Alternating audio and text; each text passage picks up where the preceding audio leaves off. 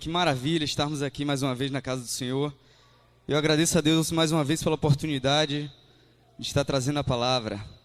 Convido os irmãos que abram a Bíblia em João 11, versículo 9 e 10. João, capítulo de número 11, versículo de 9 e 10. Amém? Glória a Deus. Diz assim a palavra do Senhor. Respondeu Jesus: não são 12 horas do dia?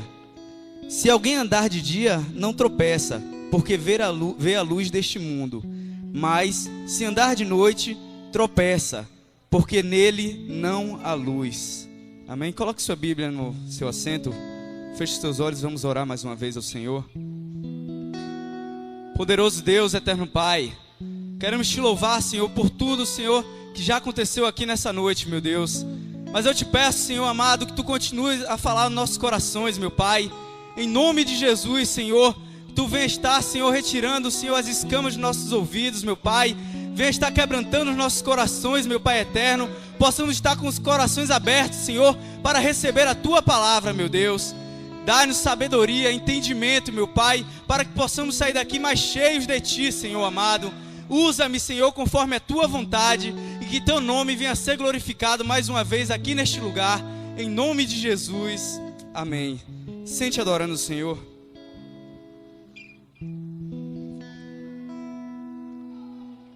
Amém. Se alguém andar de dia, não tropeça, porque vê a luz deste mundo.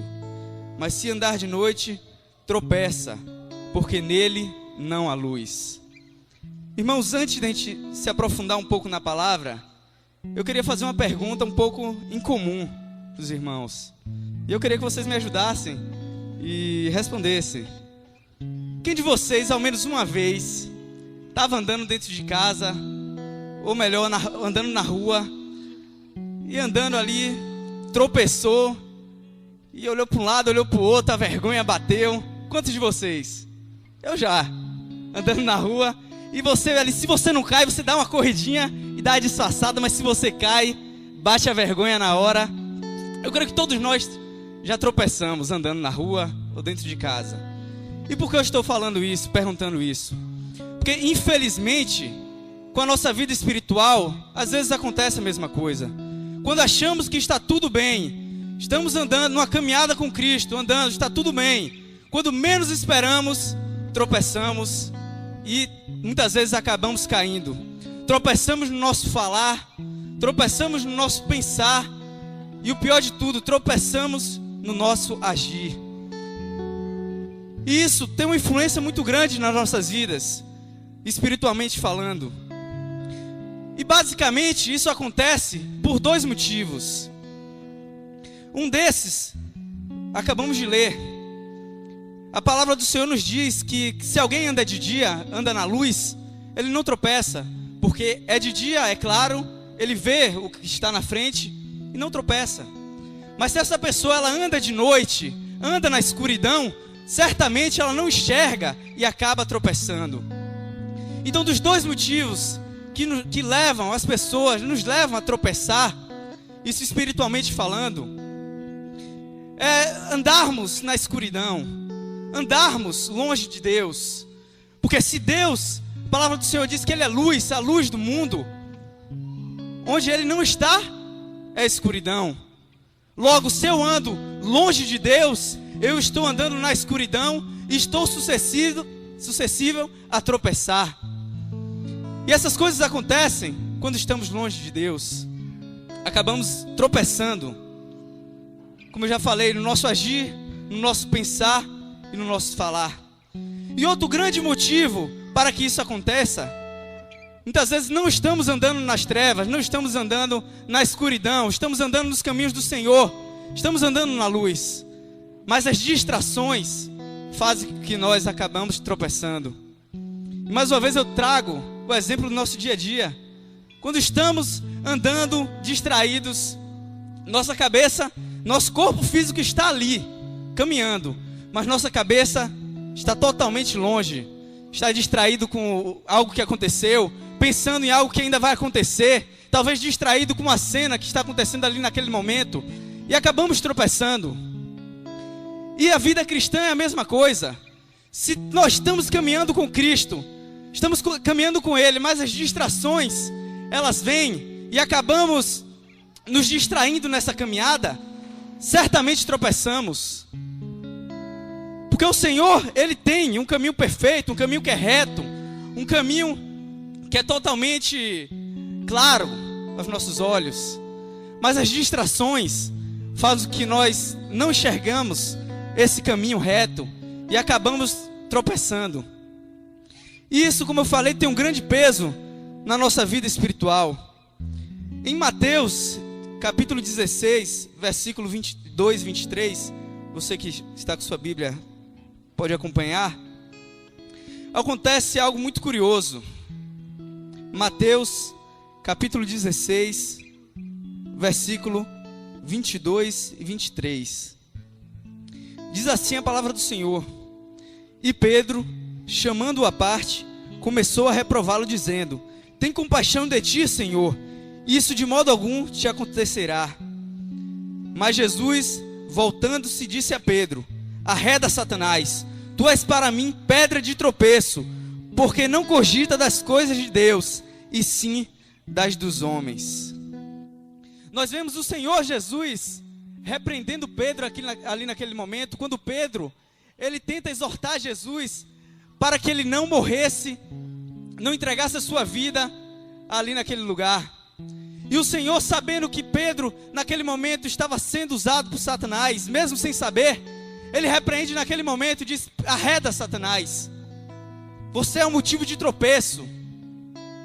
E aqui eu entendo que o principal investidor para que eu e você tropecemos na nossa caminhada cristã é Satanás.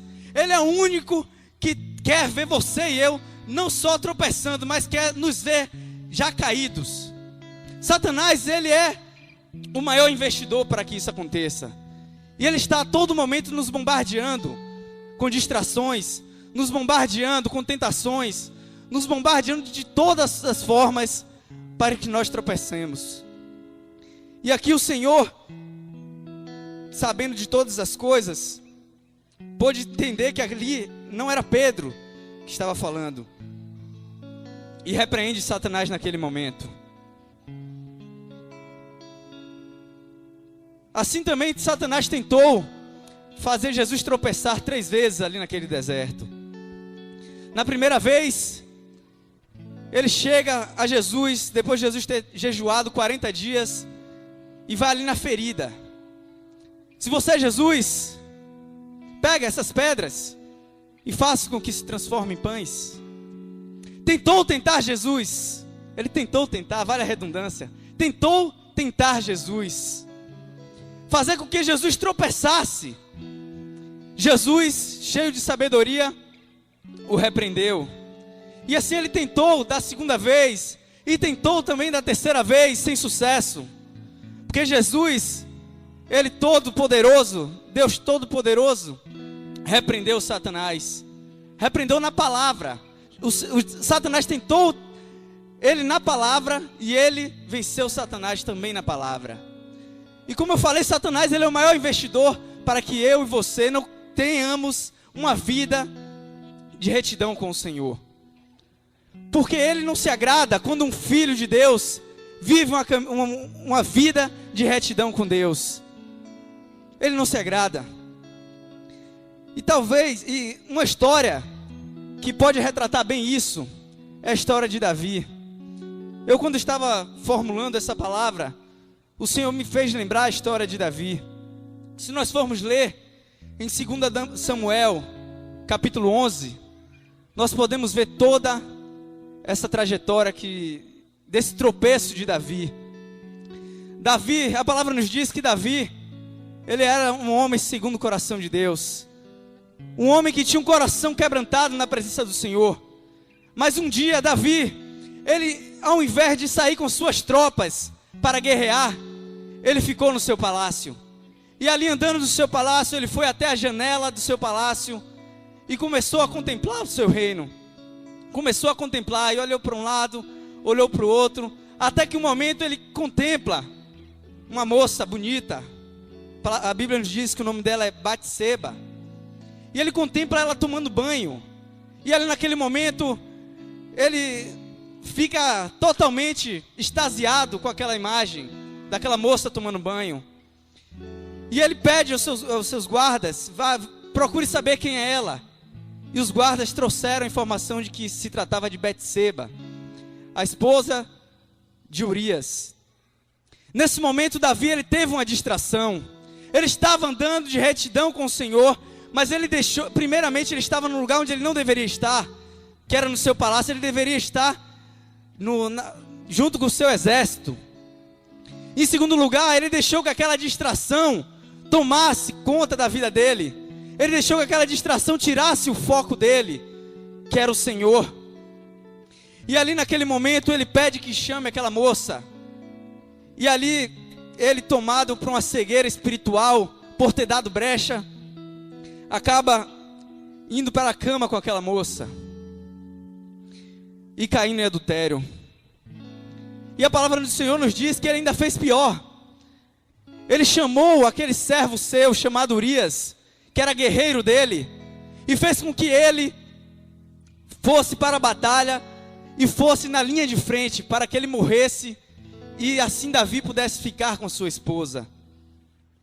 Algo terrível, né? Isso tudo por causa de um pequeno tropeço, ali que foi no momento que ele estava ali na janela, viu e deixou que o pecado contaminasse seu coração. Um pequeno tropeço. E os tropeços na nossa vida não são diferentes. Muitas vezes estamos caminhando em retidão com o Senhor, caminhando firmes com Ele, e algo que a gente acha que não vai ter importância, acabamos dando moral demais para a nossa carne, acabamos tropeçando, e quando vemos, já estamos cegos espiritualmente. Tudo por causa de um pequeno tropeço, que agora, a esse ponto, já não é mais um pequeno tropeço. Mas aí, quando nos damos por si, saímos totalmente do foco, que é Jesus. Mas a Bíblia nos diz que Davi, ele se arrependeu. O profeta Natan foi de encontro a Davi e teve um particular com Davi e disse: Davi, contou uma história. Davi, tinha um servo, um rei que tinha várias ovelhas, várias novilhas, e tinha um servo que tinha apenas uma novilha, o qual ele amava muito e cuidava dela como um animal de estimação. E chegando o Senhor ali naquela região, o rei pegou aquela novilha daquele servo e deu para esse rei. O que é que devemos fazer com ele? E Davi ali no sentimento de ira, disse: não, me diga quem foi. Me diga quem foi que fez isso, porque ele deveria ter pego uma das suas novilhas, já que ele tinha muitas, e deveria ter poupado aquele que só tinha uma. E o profeta Natan, naquele momento, ele disse: foi tu, Davi, que fez isso. No momento que você pegou a esposa de Urias e tomou para si. Você tem todas as mulheres que você quiser no seu reino, porque naquela época era de costume que o rei tivesse várias mulheres. E você pegou justamente a mulher do seu guerreiro. E ali naquele momento Davi, ele se entristece muito, e há todo um processo de quebrantamento, todo um processo de sofrimento e de arrependimento, e Deus perdoa Davi. Só que Davi sofreu. Prova disso está no Salmo 51. Você depois puder ler ele, você vai ver o sofrimento de Davi expressado naquele salmo. E talvez você pense: mas como? Um pecado tão hediondo como esse? Primeiro, ele pegou a mulher do seu guerreiro. Depois fez com que o guerreiro morresse na batalha, tudo para poder ficar com a esposa dele. Isso não tem perdão? Talvez eu e você, nessa concepção limitada, a gente pense isso. E não só com Davi, mas no nosso dia a dia. Nós pensamos: ah, mas fulano tem uma vida tão... ali não tem perdão não, ali já está condenado. Ali já é o inferno. Mas eu quero te dizer uma coisa: Jesus, ele morreu para perdoar a toda a humanidade de todos os pecados, não só do pecado da mentira, não só dos pecados que nós julgamos pequenos, mas de todos os pecados. Então, quem sou eu, quem é você para julgarmos alguém? Então o Senhor, Ele perdoou a Davi naquele momento. Mas como eu falei, Davi teve todo um processo de arrependimento, sofrimento e perdão. Mas, assim como Davi, ele caiu, tropeçou, e o Senhor, Ele perdoou e ergueu Davi. O Senhor também, Ele quer fazer a mesma coisa com a minha e a tua vida, quando tropeçamos. Porque assim como as pessoas da rua, quando caímos, todos ficam ali fitas, olhando para a gente, para ver nossa reação. Assim Deus também está de olho para nós. Quando caímos, o Senhor, Ele também está de olho, não para criticar, mas para saber qual é a nossa reação. Se iremos cair e permanecer deitados no pecado, ou se iremos cair e nos levantar no mesmo momento. Ele que espera a nossa reação, não para nos julgar, mas para nos perdoar. Porque assim como Davi, ele tropeçou e teve a humildade de reconhecer o seu erro e pedir perdão ao Senhor, não é diferente com a minha vida e a tua vida. Quando tropeçamos, nos arrependemos de coração e pedimos perdão ao Senhor, certamente Ele não nos desampara. E essa é a reação que devemos ter. Não devemos dar uma de coitadinho, não devemos dar uma de desentendido. Devemos nos levantar prontamente, reconhecer e pedir perdão ao Senhor. Em Apocalipse, capítulo 2, versículo 5,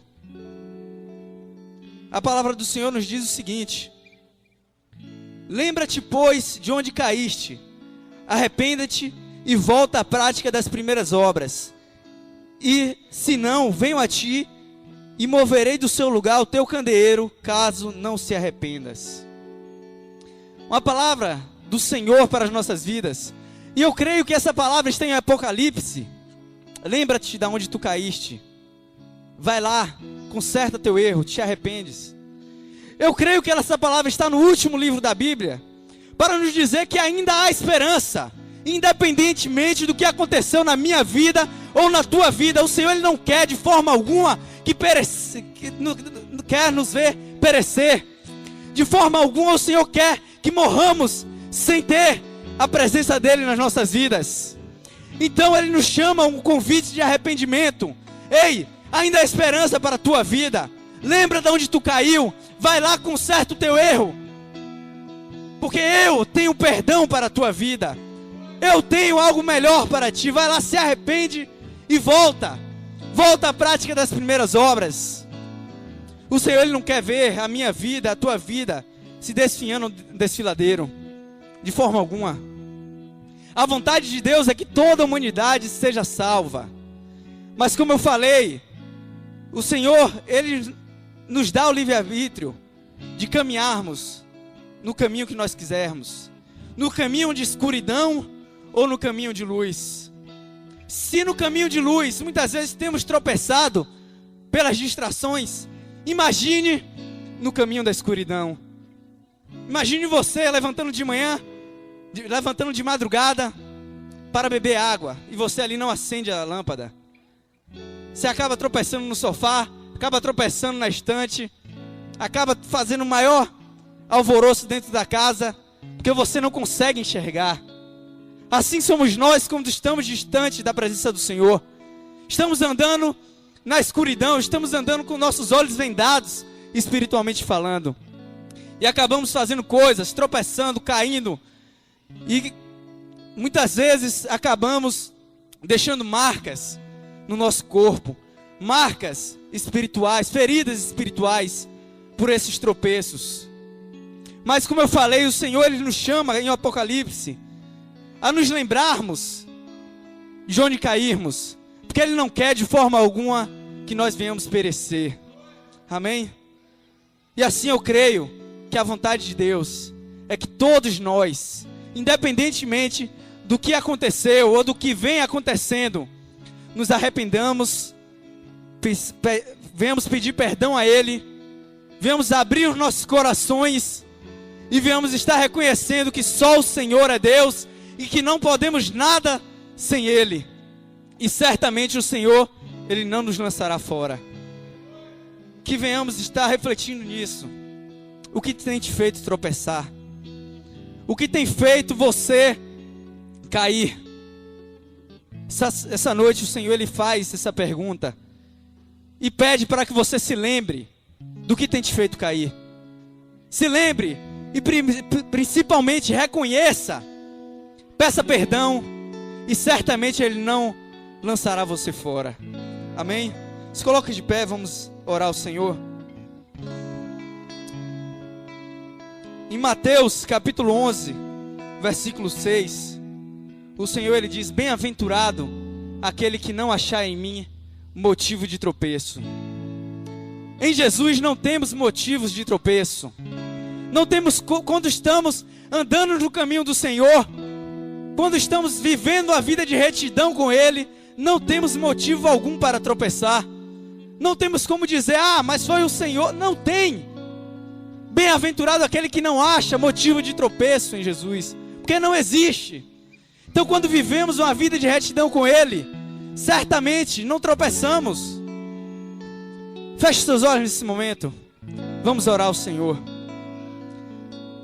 Deus amado, Pai querido, nessa noite queremos te louvar, Senhor amado, porque o Senhor nos trouxeste aqui neste lugar para fazermos uma reflexão das nossas vidas nesse momento.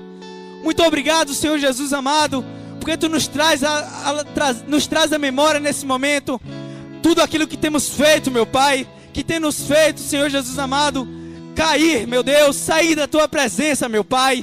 Mas nesse momento, Senhor amado, abrimos nosso coração, Senhor Jesus amado, na Tua presença, meu Deus, para Te pedir perdão, meu Pai, dos nossos pecados. Perdão, Senhor, por termos nos distraído, Senhor, na caminhada, por termos muitas vezes andado em caminho, Senhor, que não convém, meu Pai eterno. Em nome de Jesus, meu Deus amado, nessa noite nós pedimos perdão, Senhor, a Ti. Nós pedimos perdão, Senhor, e Te pedimos, meu Pai, abra nossos olhos espirituais, Senhor amado, que não venhamos estar mais no erro, meu Deus amado, mas que venhamos estar caminhando, meu Deus, pelos Teus caminhos, meu Pai. Constranja nossos corações, meu Pai amado, para que nós não venhamos estar mais, Senhor, praticando esse erro, Senhor, praticando esse pecado, meu Pai. Em nome de Jesus, meu Deus amado, que não venhamos estar tropeçando, Senhor, na caminhada, meu Pai, mas venhamos estar, Senhor, firmes, Senhor, com nossos olhos, Senhor Jesus amado, fitados em Ti, meu Pai, que és o nosso alvo, meu Deus amado. Em nome de Jesus, nessa noite te agradecemos, Senhor, porque o Senhor falaste nos nossos corações, meu Deus.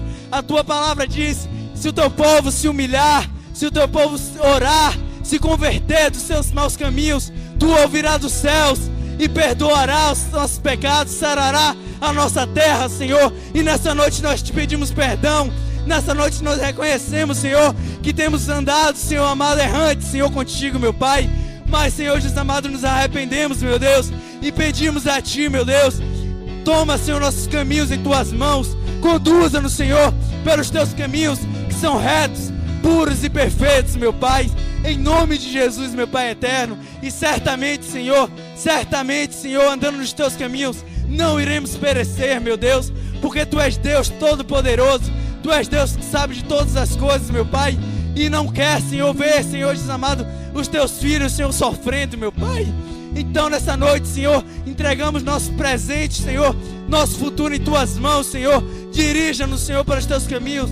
Conduz-nos, Senhor, pelas Tuas veredas, meu Pai. Em nome de Jesus, meu Deus. E as palmas louvam ao Senhor. Aleluia.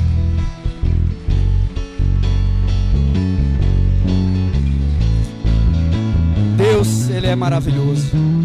E assim eu agradeço a oportunidade, em nome de Jesus.